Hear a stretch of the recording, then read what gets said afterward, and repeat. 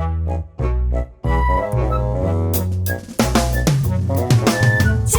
pıtı bir kutu açacak.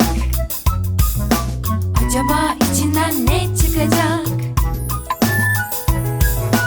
Eyvah, o da ne kaçacak? Çıtı pıtı onları tutacak.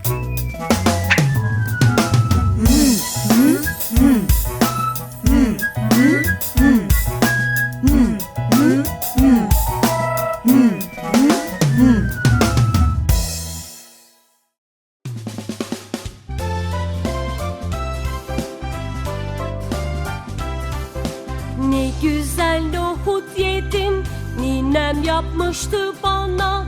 Nasıl nefis olmuştu, bir de nane koymuştu.